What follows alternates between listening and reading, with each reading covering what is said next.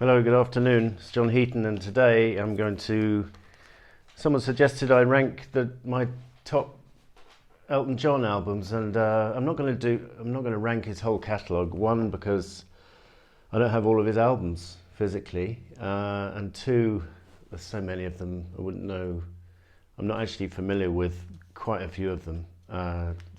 Quite a few of the latter day albums, should we say, or the period in the 80s where I felt he went downhill considerably, and I never really picked up interest in his career after that, with a few exceptions, as you'll see. So I've picked my top 10, but I was counting up the number of other albums I have from him, and I've got about 8 or 9 others, mostly on vinyl, a couple just on CD. I thought I had one on CD, on record, which I was looking for, which is actually in the top 10, but I couldn't find it. I'm sure I had it on vinyl, but I can't find it, so I'll show you the CD. But before I get to the top 10, I just want to give a nod to these two albums, the greatest hits, which I haven't counted in this ranking, but they are just solid gold, both of them.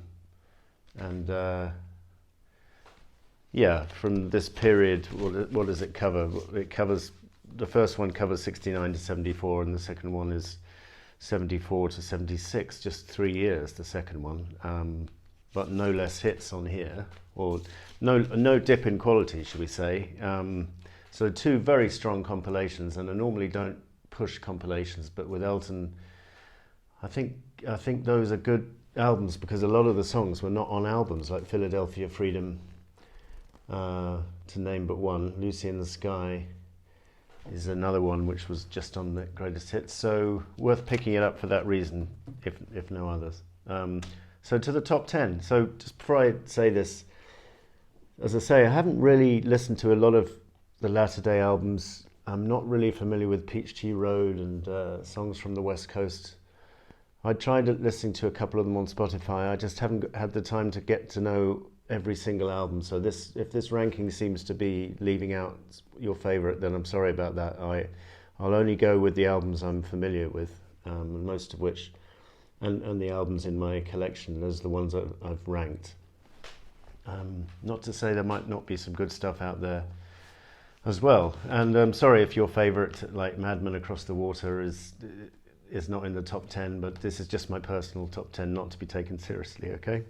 Just my opinion. Number 10, this is the one I thought I had it on vinyl, but I couldn't find it. Don't Shoot Me. This is from his golden, what I would call his golden period, which I think lasted Honky Château through Single Man, really. But this is probably the weak link in the chain. I mean, when it's good, it's very good. Like Daniel, the opener, is just top draw. Crocodile Rock is a great rocker. High Flying Bird is a good closer. But there's some not so good material on here. He didn't have quite the consistency of his other mid-70s albums, should we say, in my opinion. Number 9, I've got this 1980 effort, 21 at 33, which meant it was his 21st album at the age of 33, but that includes live albums and compilations and stuff, but still an achievement. It's a pretty dreadful cover. But the music inside, it was a definite return to form after the disastrous Victim of Love. And lyrics shared between Gary Osborne and Bernie Taupin, and some really good stuff on this album. Little Genie is a classic, and White Lady, White Powder is quite a fun song as well, about cocaine. Then we've got number 8 is a latter day album, The Captain and the Kid, which I thought was outstanding. Nearly put this higher on my list. Just really back to, I mean, it was sort of billed as a bit of a follow-up to Captain Fantastic. Came out in 2006, so we're talking 30 years after the original. And for the most part, these songs are decent. I mean, there's a song called The Bridge in the middle, a piano song, which is just outstanding. Tinderbox is great. Postcards from Richard Nixon's a good opener. And there's not really a weak track on this album. I enjoyed this one a lot. Number 8. Number 7, we've got Caribou from 1974. Again, not quite as strong as the top drawer Golden Period albums, but when it's good, it's very good. The Bitch Is Back is one of my all-time favourites. And the closing number, Ticking, is a great story with a great piano accompaniment. Not very well known outside the fan base. Dixie Lily is a really fun country number. It's not that consistent, but it's very enjoyable. Number 7. Number 6, I've got Blue Moves, the underrated double album from '76, which a lot of people said was Bernie Taupin and Elton getting a bit tired and noticing they noticed a dip in quality in the material. Well, I don't really. I mean, maybe it's a little bit padded out on a double album and some of the tracks are a little bit dismissible, but for the most part it's a very strong album, and it has some of my all-time favourites on it, like Chameleon and Between 17 and 20. And then the classic single, Sorry But Seems to Be the Hardest Word, is on here.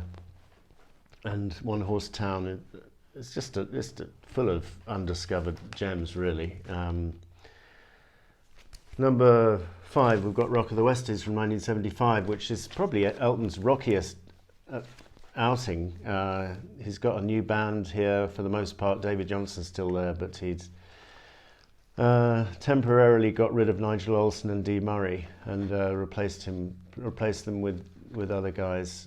Caleb Quaye makes a return. James Newton Howard's on here. Street Kids is an outstanding rocker. Yell Help, the opener, and the Dan Dare song is brilliant. Island Girl is just one of his all-time greatest singles. Grow Some Funk of Your Own is just needs to be played loud. That is brilliant. So that was Rock of the Westies. Number 4, we've got Honky Château from 1972, I believe. Yeah, I think so. He was very prolific around this time, just putting out albums, even 2 albums a year. 2 albums came out in '73, 1 double and 1 single. And '72, Honky Château, very, very strong. Not just the singles, Honky Cat, Rocket Man, but Mona Lisa's and Mad Hatter's, one of his best ballads, which he performed at the tribute concert for 9/11, soon after 9/11. There was a concert in New York City where Elton did that song.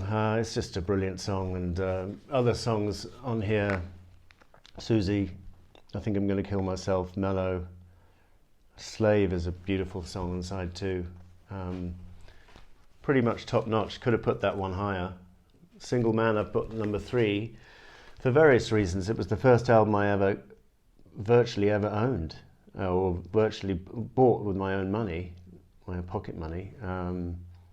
So hence I've got a soft spot for it. A lot of people slag off this album. The Ultimate Music Guide doesn't rate it, but you know, they're often wrong about things. It was Gary Osborne writing the lyrics instead of Bernie Taupin, so that was a bit of a shock for some people, and some, you know, people like the Ultimate Music Guide criticised Gary Osborne's lyrics, saying they're simplistic or greeting card lyrics, I think they call it. Like, they even criticise a line like, "Wipe those stars from your eyes and you'll get quite a surprise," which I think is quite a harmless line, nothing wrong with it. "Shine On Through," they're taking the piss out of the lyrics on that song. But I think it's a beautiful song. It's one of the best ballads of his career. And I really like Georgia on side 2. Those are probably my 2 favourite tracks. And then got a big soft spot for Song for Guy. This is the first song I ever learnt on the piano. And for those of you, budding piano players out there, it's not that difficult to play. You can, if you get the sheet music, it's in the key of C, and there's a lot harder ones to learn than that one. It's a good song for me to start off on. So yeah, I really like this album, and I did disagree with the critics who slag it off. So number 2, we've got the 1975 classic Captain Fantastic, and the Brown Dirt Cowboy. I found this copy in Ludlow last year, or year before last, with all the inserts, because the copy I had was missing the poster and the lyric book, but you get all those goodies in here, and it was only a tenner, so I thought I did well there. It's just the title track is just a brilliant opener. There's a good concept running throughout the album. It's quite autobiographical from Bernie Taupin and Elton, and talking about Elton's life as well, because he was pretty close to suicide on a couple of occasions, and the song "Someone Saved My Life Tonight" is about that partially, and probably, if push comes to shove, is my favourite Elton John song of all. The title track is not far behind. Tower of Babel is great. We'll Fall in Love Sometimes. Just a really consistent album, and I came to this album a little bit later than some of the others, but when I got it, I really got it, and it's number 2 on my list. And number 1, probably not a surprise to you guys, Goodbye Yellow Brick Road, the double album from 1973, October 73. Just chock-a-block with classics. Funeral for a Friend, Love Lies Bleeding. Superb opener to the album. This is signed by Del Newman, by the way, who was a postgrad at Exeter University when I was an undergraduate there. He did the string arrangements on this album and also on the single Don't Let the Sun Go Down on Me. And it was good chatting to him about this album and about the other work he did with George Harrison and Harry Nilsson. Sweet Painted Lady, gorgeous ballad. The Ballad of Danny Bailey, very amusing song. All the Girls Love Alice, a stomping rocker.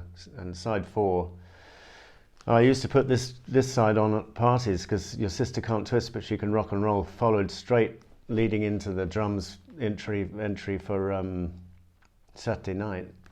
2 back-to-back classic rockers, and then some ballads on side 4 here, which I think are great, but Ultimate Music Guide gave 2 stars to, I believe. Roy Rogers and Social Disease, I think they're both classics, and then Harmony is a brilliant way to open the album. And I seem to remember that Harmony was one of the first songs I ever had a slow dance to in my whole life, so there we go. What else? The title track is obviously brilliant. Candle in the Wind, Say No More. There's not a weak link on the album. So sorry if your favourite was not on the list, but that was my top 10 Elton John albums, or my favourites. Thank you for watching. See you next time.